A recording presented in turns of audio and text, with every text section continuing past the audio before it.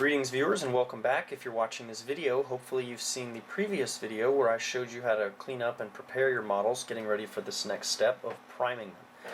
As you can see in front of you, you've got some Grey Knights Terminators on a piece of cardboard. This is the standard setup when most players are priming their models, getting ready for their first coat of paint. I'm going to show you this method, and then I'm going to go ahead and show you the method that I use, and I'll kind of explain as I go why I do it the way I do instead of using the cardboard.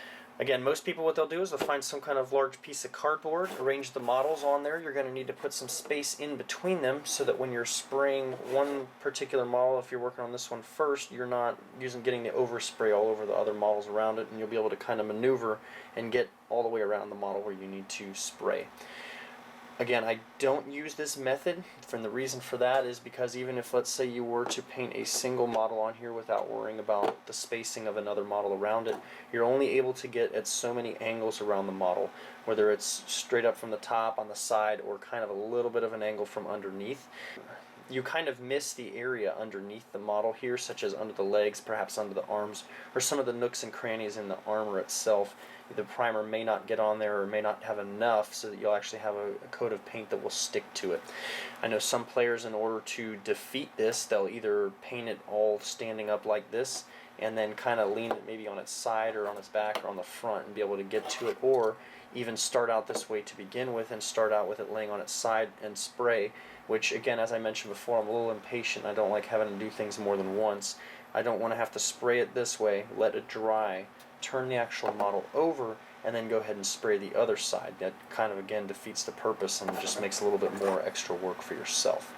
So that's kind of the reason why I don't like doing it that way. Also, perhaps depending on how many models you're painting, what size cardboard or sheet or whatever it is you're using underneath here to paint on, you may not have that amount of space inside the house somewhere on a table or wherever. You know, it's not convenient basically to put this big giant chunk of cardboard with all this stuff on it somewhere to dry. So I'm going to move into showing you my method and kind of why it works for me, and perhaps maybe you'll like doing it as well. In order to do this, you're going to need a couple things. First thing you'll need is maybe some sticky tack. This is the stuff my teachers used to use in the classroom, sticking things on the walls, poster boards and all that. It's reusable. It's kind of similar to silly putty. It's just, again, kind of sticky. You roll it up, and I'll show you how to use it, and then you can reuse it so you don't have to throw it out after just one time.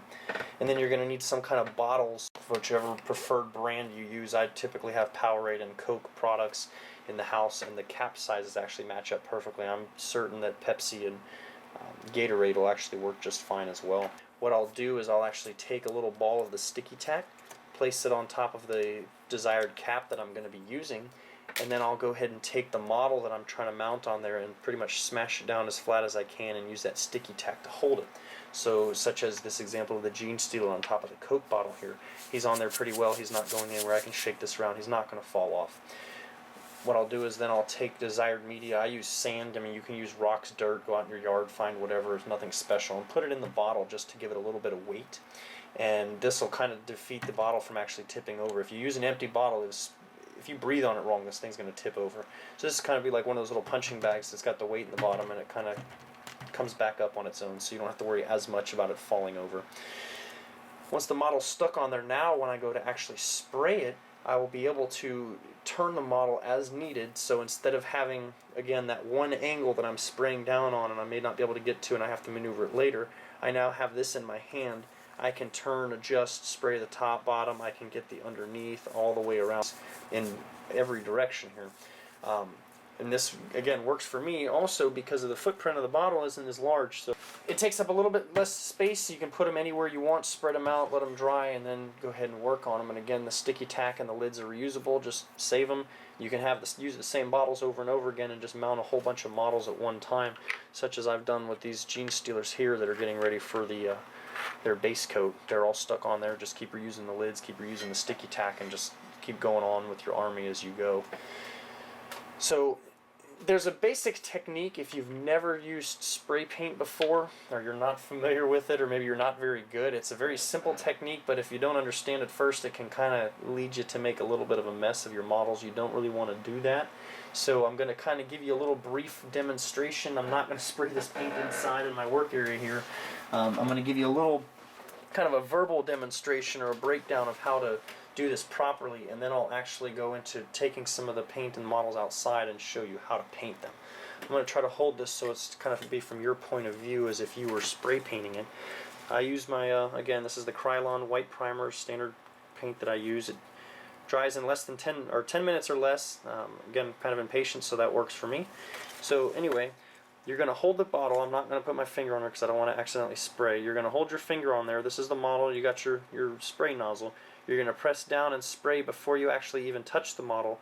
And as you do that, you're going to sweep across the model, and then you're going to let go of it after you've already passed the model. And you can continue to do this, so you're going to spray, spray, spray, and you can also, again, holding the bottle like this, you can maneuver and spray the whole model. You can get the top, the back, the sides, and just keep rotating it as you spray, and you'll get a nice even coverage on it. You'll be able to see as you're going how much paint is on there, what areas you may have missed, or something you need to go over one more time. Also, when you're spraying, you do not want to be too close to the model, because the problem with this is it's going to kind of build up too much paint in one area as you're going across. It's going to get kind of clumpy, and if there's too much paint, it's going to run. It's very, very difficult to cover up any kind of mistakes with the primer, especially if the paint runs afterwards, to be able to put your base coat on there. It's still going to show through. You'll cover the primer, but it's still going to have basically the texture of those runs and the chunks of paint that may fill in some of the details of eyes or faces and make it kind of difficult to make your model distinguishable, even if you are a pretty good painter. At the same time, you don't want to hold the paint too far away, because what's going to happen is those little particles of paint in the air are going to dry before they actually touch your model, and it's going to kind of give it a gritty look. This can be kind of a cool effect if that's what you want, but more than likely on most of your models you're not going to do that, and you don't want it to look all chunky. I'll give you an example of each one of the ways that it's going to look if you're either too close or too far away, and then I'll show you what it should look like once you've primed it properly. So once I come back with the camera, I'm going to show you how to actually spray the paint on the models, and again what it should look like versus what it shouldn't. Alright, we're back. We got our gene stealer here on the bottle. I got my paint. I'm going to go ahead and start spraying it just so you can see the technique that I explained to you. Make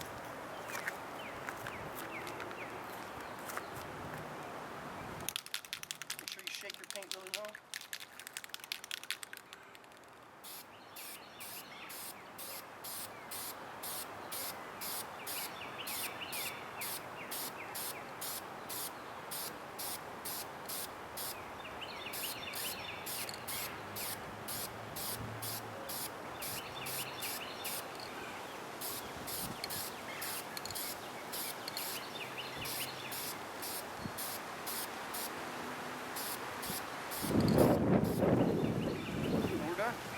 We're back inside, and our gene stealer's primer job is dry. As you can see, there's a nice even coat of paint over the entire model, and you're still able to make out all of the details within the model.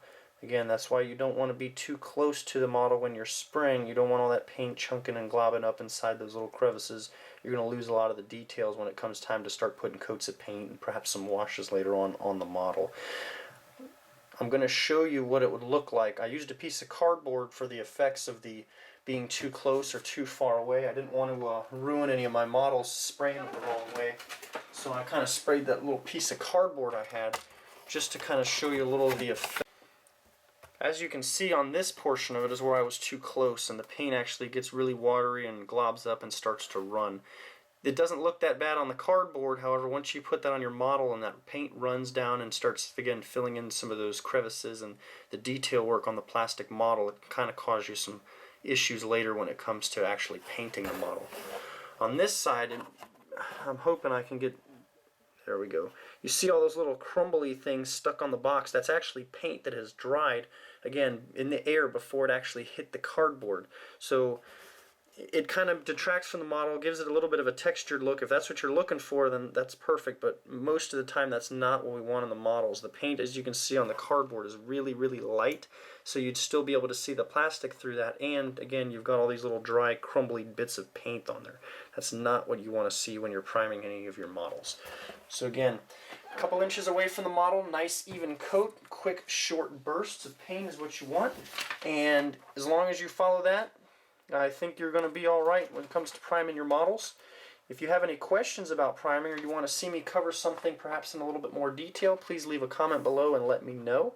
If you found this video useful, please like the video, and stay tuned for the next video where I go ahead and start applying a base coat to the gene stealer that we just primed. Thank you for watching, and we'll see you in the next video.